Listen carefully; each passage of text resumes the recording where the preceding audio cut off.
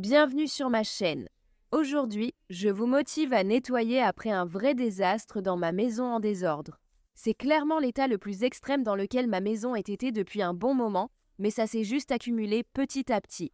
Aussi fou que cela puisse paraître, ma famille a eu 5 virus consécutifs au cours des 2 derniers mois et demi, sans aucun moment de répit entre chaque virus. Et pendant cette période, j'ai subi une opération. Inutile de dire que nous avons simplement survécu, sans vraiment profiter de la vie ici, et j'ai lentement remis ma maison en ordre au cours de ces dernières semaines.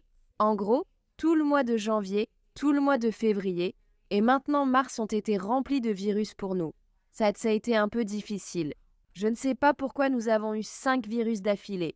On mange assez sainement, on sort, on prend nos vitamines, et on fait des choses bonnes pour la santé, mais pour une raison quelconque, on n'arrive tout simplement pas à guérir. Avec le printemps qui approche, j'espère que nous arrivons à la fin du dernier virus que ma famille verra avant très longtemps. Je suis tellement impatiente que l'été arrive. Et si vous vous demandez quels étaient ces virus, parce que peut-être que votre famille traverse quelque chose de similaire, nous avons commencé début janvier avec le norovirus.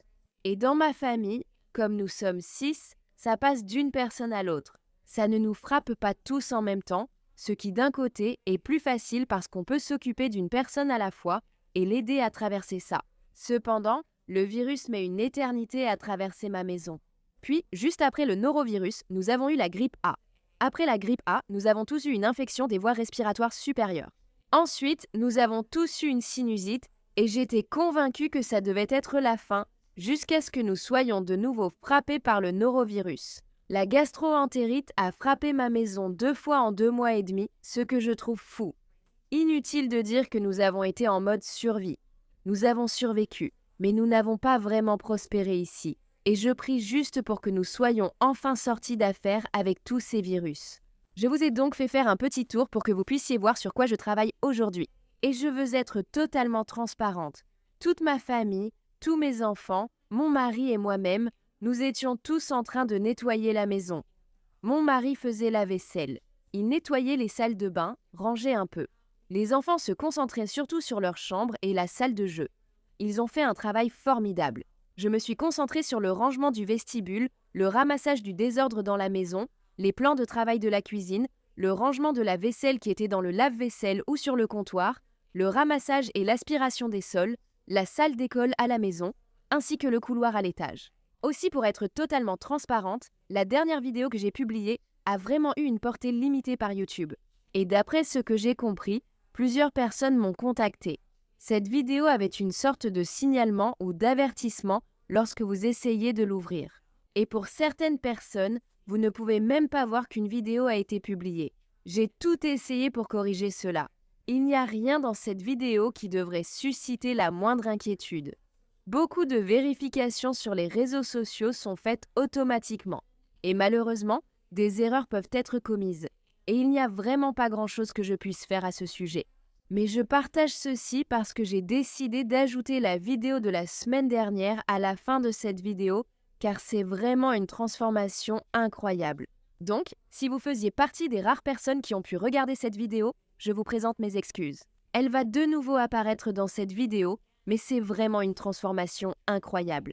Je voulais donner à la grande majorité d'entre vous, qui n'ont pas eu l'occasion de voir cette transformation satisfaisante, cette opportunité. Et si vous voulez la regarder à nouveau, n'hésitez surtout pas, allez-y et regardez-la encore une fois. Si vous voulez passer cette partie, c'est très bien aussi. Aussi, de façon aléatoire dans cette vidéo, j'apporte un changement physique assez important et je l'ai inclus uniquement parce que ma mère est venue et a fait cela en plein milieu de la vidéo. Et ce serait bizarre si je coupais soudainement une grande partie de mes cheveux et qu'ils étaient d'une couleur différente 2 secondes plus tard. J'ai beaucoup réfléchi aux soins personnels, à faire de l'exercice et même à refaire mes ongles, à aller me refaire microblader les sourcils. J'ai l'impression d'avoir un peu laissé tomber beaucoup de soins personnels et je suis sûre que les virus ont joué un rôle dans ce que je ressens. Mais ça fait vraiment très longtemps que je n'ai rien fait pour moi. Donc j'avais vraiment envie de changer ça. J'ai décidé de couper environ 25 cm de mes cheveux. Je l'ai donné et j'ai décidé d'éclaircir un peu mes cheveux parce que c'est comme ça que je les ai toujours eus. et je n'avais tout simplement pas le temps ou l'envie, je suppose, de vraiment prendre soin de moi. Mais je suis prête à m'y remettre. Donc en plus de ranger, bien sûr, on désinfecte et on essaie juste de retrouver une vie normale ici. J'ai l'impression qu'il y a quelques mois, peut-être 3, 4, 5 mois, c'est là que j'ai vraiment eu le sentiment que ma maison était dans un état très gérable. Et puis on a eu toutes ces maladies et ça nous a un peu fait régresser. Cependant, j'ai mis en place des systèmes qui me permettent de rester concentrée et ancrée et qui rendent mes journées plus prévisibles, même dans ce chaos et avec toutes ces maladies. Je me repose vraiment beaucoup sur ces systèmes parce que sans eux, j'ai l'impression que je m'effondrerais. Tout ce désordre, tout ce chaos serait complètement accablant.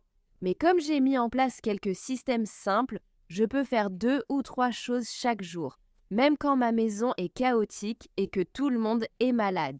Et même quand je suis malade, je peux au moins faire quelques petites choses qui donnent le ton pour le reste de ma journée. Je me suis toujours sentie un peu différente de beaucoup d'autres mamans. Je ne suis pas très douée pour le ménage et l'organisation. Ce n'est tout simplement pas naturel pour moi. Ce n'est pas quelque chose que j'aime faire. Et c'est pareil pour la planification des repas, la préparation des repas, les emplois du temps, les routines. Rien ne semblait fonctionner pour moi. J'en avais tellement marre d'essayer différentes routines, de télécharger les emplois du temps des autres, d'acheter un autre agenda qui allait juste prendre la poussière. J'ai écouté des livres audio, j'ai lu des livres, j'ai téléchargé des listes de contrôle et des imprimables, et rien ne fonctionnait. Alors, j'ai travaillé à créer un système pour les mamans comme moi. Des mamans qui se réveillent déjà en se sentant dépassées et réactives, sans plan et avec l'impression de ne pas avoir le contrôle sur la façon dont leur journée commence. Quand on se réveille comme ça, tout semble urgent. On a cette énorme liste de choses à faire devant soi, sans structure et sans point de départ. Cela peut non seulement vous faire sentir très dépassé, mais aussi épuiser immédiatement votre énergie, vous rendre frustré envers vous-même et votre famille. Et avant même de vous en rendre compte, il est déjà la fin de la matinée ou l'après-midi et vous n'avez rien fait parce que tout semble tellement urgent. À la fin de la journée, vous êtes complètement épuisé à cause de toute cette agitation sans rien de concret à montrer. Je connais trop bien ces sentiments. Et plutôt que de tourner en rond une journée de plus, vous pouvez cliquer sur le lien dans la description où vous trouverez un mini-cours qui vous guide pour créer 2 à 3 repères personnalisés pour votre matinée, qui vous ancrent, rendant vos matinées prévisibles et vous redonnent le contrôle sur le début de votre journée. À l'intérieur, vous trouverez 6 leçons vidéo totalisant moins de 60 minutes car les mamans occupées n'ont pas des heures à consacrer à l'apprentissage de systèmes qui devraient être simples. 3 fiches interactives imprimables accompagnent les vidéos pour vous guider dès le début de votre journée. À la fin du cours, il y a une option pour donner votre avis sur le cours, car c'est tout nouveau. J'adorerais vraiment avoir votre retour. Vous avez 2 options. Un formulaire Google est disponible pour vos avis ou prenez rendez-vous pour un appel de 10 à 15 minutes afin de partager directement votre expérience avec moi. Cette option ne sera disponible que pour une durée très limitée. Partager vos retours honnêtes avec moi m'aide à apporter des ajustements si nécessaire, à ajouter ou clarifier différents aspects du mini-cours, afin que cela ait le plus grand impact possible sur les mamans qui ont simplement besoin d'un peu de structure, qui ont besoin d'une base sur laquelle elles peuvent s'appuyer. Et comme je sais que je ne suis pas la seule à avoir vécu cela, je vous demande gentiment de vous abstenir de tout commentaire négatif à ce sujet. C'est un peu triste à dire, mais j'en ai déjà eu quelques-uns. Et si des mamans sont en plein dedans, extrêmement dépassées, qu'elles n'arrivent pas à s'en sortir, qu'elles n'arrivent pas à mettre un plan en place ou à reprendre le contrôle. Faire culpabiliser les mamans ou dire à quel point c'est facile pour toi et à quel point ça devrait l'être, ne rend pas les choses plus faciles pour une autre maman qui essaie de s'en sortir. Ce système est conçu pour apporter le soutien et les étapes nécessaires afin de commencer à faire des progrès et à apporter des changements positifs. Chaque journée a un ordre. Et tout commence toujours par le matin. C'est pourquoi ce cours est conçu autour des matins, car votre matinée donnera le ton pour tout le reste de votre journée. Si cela vous correspond, j'espère vous retrouver à l'intérieur pour que vous commenciez mieux votre journée demain matin. Le lien est en description. Maintenant, il est temps pour moi de couper mes cheveux et de les éclaircir un peu. Le processus est toujours un peu effrayant.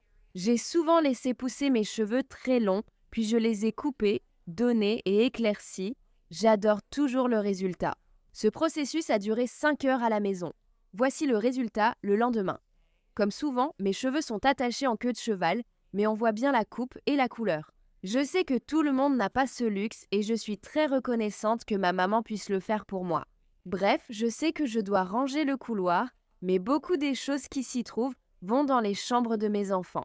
Donc je voulais commencer dans la chambre de ma fille, rangée ici. Il y avait des vêtements dans le couloir qui sont en fait ceux d'Adeline, ma plus jeune, qui va avoir 2 ans en avril. Nous avons fait du cododo pendant les 2 dernières années et tous ces vêtements étaient dans mon placard. Cependant, lorsque j'ai fait mon grand désencombrement du sous-sol où je suis passée en revue tous les vêtements de mes enfants, j'ai sorti tous les vêtements 2T et 3T des filles.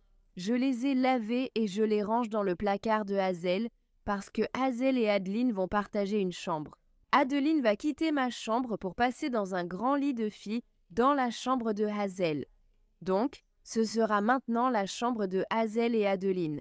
Avant de faire ça, je prévois une grande transformation pour cette chambre.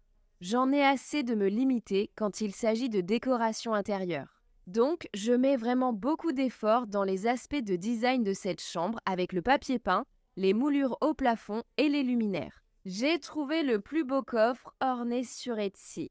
Ce n'était certainement pas le coffre le moins cher que j'aurais pu trouver, mais c'est une pièce qui m'a vraiment touchée et c'est le point central de cette chambre. Vous pouvez en apercevoir quelques petits coins tout au long de cette vidéo, mais je ne veux pas le dévoiler avant la transformation parce qu'il est vraiment magnifique. Je veux vraiment lui accorder le temps à l'écran qu'il mérite.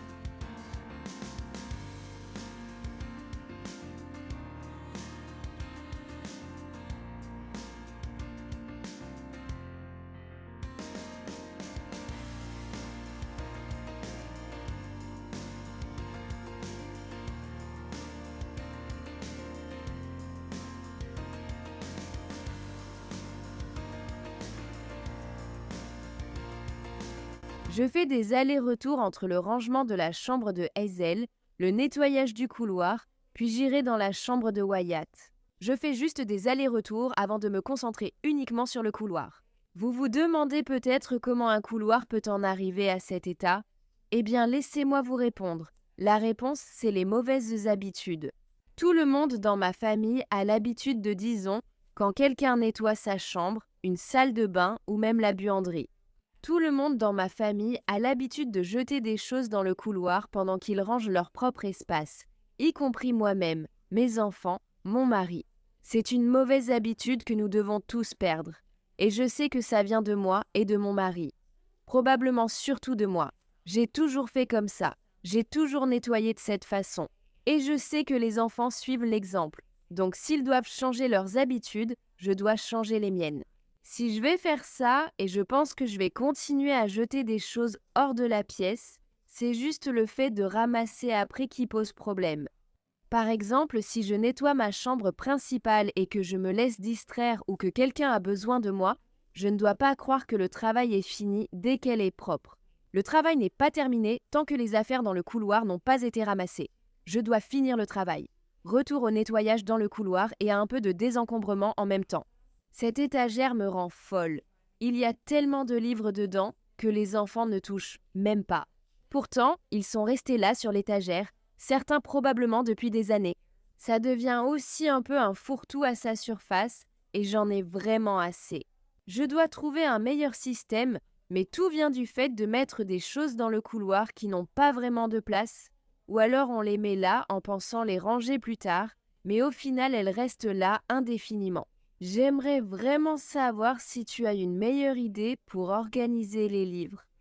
Nous avons tenté de mettre les livres en classe, mais cela n'a pas fonctionné.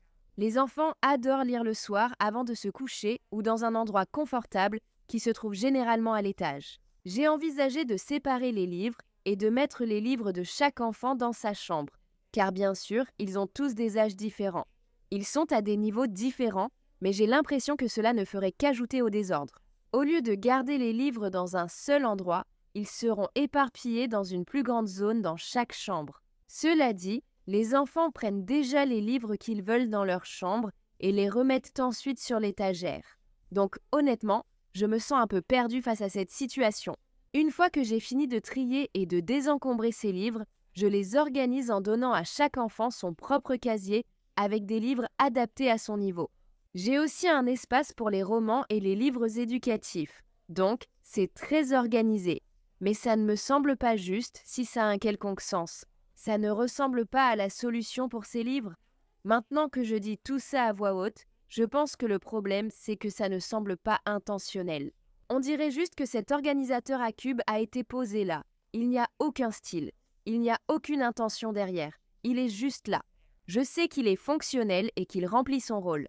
Mais parfois, les choses ont besoin de plus que simplement remplir leur fonction. Avoir de l'intention et du design derrière les choses est parfois agréable. Mais honnêtement, je ne sais pas. Dites-moi ce que vous en pensez. J'ai aussi trouvé ces deux livres Go Dog Go très similaires, mais étrangement différents. Si vous en savez quelque chose, dites-le moi dans les commentaires.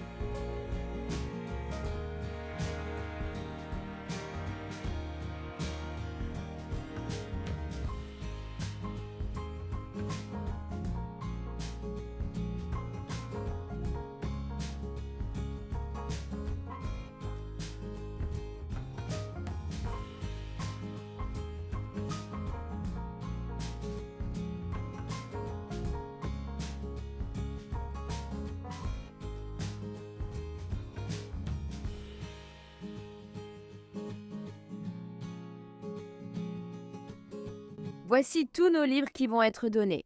J'ai aussi tout un tas de livres de lecture gradués que j'ai décidé de ne pas garder dans cette étagère parce qu'ils sont petits et qu'ils ont tendance à se disperser partout. Adeline adore les sortir et les jeter partout dans le couloir.